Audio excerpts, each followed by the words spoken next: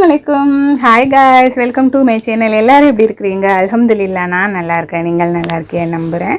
புதுசாக யாராவது என்னோடய சேனலில் பார்த்துட்டு இருந்தீங்கன்னா பாருங்கள். என்னோடய வீடியோஸ் உங்களுக்கு பிடிச்சிருந்தா மறக்காமல் லைக் பண்ணி சப்ஸ்கிரைப் பண்ணி பக்கத்தில் உள்ள பெல் ஐக்கானே கிளிக் பண்ணிடுங்க. அப்போ தான் நான் போடுற வீடியோட நோட்டிஃபிகேஷன் உங்களுக்கு உடனுக்குடன் வந்து சேரும். வீடியோ மிஸ் பண்ணாமல் பார்க்கலாம். வாங்க இப்போ வீடியோக்குள்ளே போகலாம்.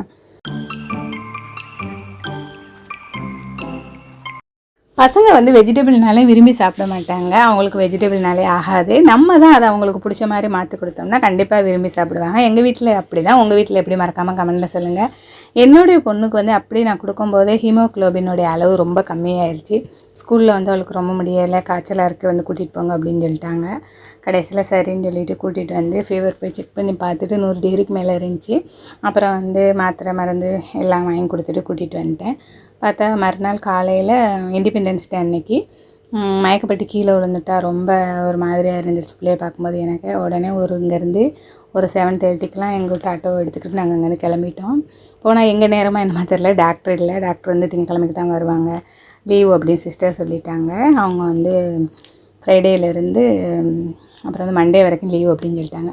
அது என்ன பண்ணுறதுன்னு எங்களுக்கும் தெரியல. அப்புறம் பார்த்தா டியூட்டி டாக்டர் இருக்காங்க, டாக்டர்மா இருக்காங்க, அவங்கள்ட்ட பார்க்குறீங்களான்னு கேட்டாங்க. யாராக இருந்தால் என்னை பொறுத்த வரைக்கும் எல்லோரும் டாக்டர் தான், ஓகே அப்படின்னு சொல்லிட்டோம். அப்புறமேலே பார்த்தா எப்போ வருவாங்க கேட்டால் அவங்க உள்ளே தான் இருக்காங்க, இப்போ பார்க்கலாம் அப்படின்னு சொல்லிட்டாங்க. நல்ல வேலையாக பேசுன்னு சொல்லிட்டு 2வது டோக்கன் தான்.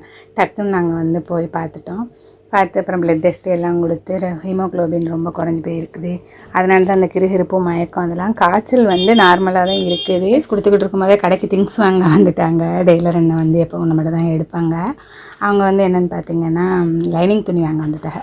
அதனால் அந்த ஹாரன் சவுண்டு சரி இருக்கட்டும், அதையும் கட் பண்ணேன். மறுபடியும் வயசு கொடுக்கணும்னு சொல்லிட்டு அதை அப்படியே வச்சுட்டேன்.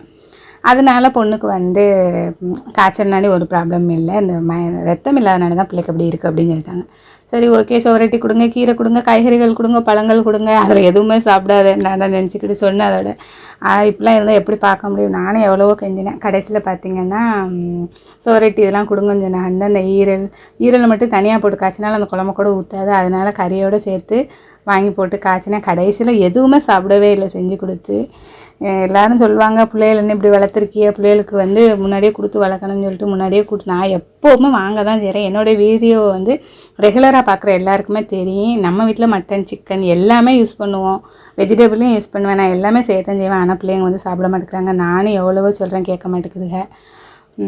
என்ன சொல்கிறதுன்னு அதுக்கு மேலே எனக்கு தெரியல. கடைசியாக சரி பீட்ரூட் ஜூஸாச்சும் கொடுப்போம்னு சொல்லிட்டு பீட்ரூட் அப்புறம் கேரட் 2 மட்டும் ஜூஸ் ஆட்டி கொடுத்து விட்ருந்தேன். மாதுளை ஜூஸுன்னு நினச்சிட்டு வாயில் வச்சு பார்த்துச்சான். டேஸ்ட்டு மாறி இருந்துச்சுன்னு சொல்லிட்டு அப்படியே கொண்டு வந்து நைட்டு கீழே போட்டுருச்சு. வீணாக போயிடுச்சுன்னா நானாவது குடிச்சிருப்பேன். என்ன செய்ய, மருந்து மாதிரி நினச்சி குடிக்கணுமே. நானும் மருந்து மாதிரி நினச்சி தான் குடிச்சிக்கிட்டு இருக்கேன் ஆப்ரேஷன் பண்ணதுலேருந்து. இது வரைக்கும் பீட்ரூட் ஜூஸ் குடித்ததில்லை. பொண்ணு காட்டினப்போ எடுத்து குடிச்சு பார்த்தா ரொம்ப டேஸ்ட்டாக தான் இருந்துச்சு. சரி இப்போ என்ன பண்ணுறதுன்னு பார்த்தா சப்பாத்தி செஞ்சுக்கிட்டு இருக்கா பீட்ரூட்டில். சரி அதையாச்சும் செஞ்சு கொடுவோம். ஒன் டைம் செஞ்சேன். அப்புறம் வந்து அது கொஞ்சம் எனக்கு வேலை அதிகமாக இருக்க மாதிரி இருந்துச்சுன்னு சொல்லிட்டு விட்டுட்டேன். சரி இனிமேல் அப்படியாவது ட்ரை பண்ணுவோம் அப்படின்னு நினச்சிக்கிட்டு இருக்கிறேன். அந்த மாதிரி தான். காலிஃப்ளவர் வந்து பசங்களுக்கு வந்து இறால்னால் ரொம்ப பிடிக்கும். இறாலில் காலிஃப்ளவர் போட்டு கொடுத்து காலிஃப்ளவர் சாப்பிட வச்சுருக்கேன். இப்படி தான் ஒவ்வொன்றா மாற்றிக்கிட்டு வரேன். சரி பீட்ரூட் வந்து நம்ம பாசிப்பருப்பு போட்டு கூட்டு மாதிரி பண்ணித்தாங்கம்மா, எனக்கு பீட்ரூட் பிடிக்காது, ஆனால் நீங்கள் பருப்பில் போட்டால் நான் சாப்பிட்ருவேன் சொன்னேன். சரின்னு சொல்லிட்டு போட்டேன். ஆனால் பருப்பில் போட்டு எந்த திங்ஸை பருப்பில் போட்டாலும் அழகாக கனிஞ்சு வெந்துருவாங்க. ஆனால் பீட்ரூட் நான் போட்டு செஞ்சேன், எவ்வளோ மசித்தேன், ஆனால் அவள் சொன்ன மாதிரி வரவே இல்லை. அவளும் சாப்பிடவே இல்லை. கடைசியில் நாங்கள் தான் சாப்பிட்டோம்.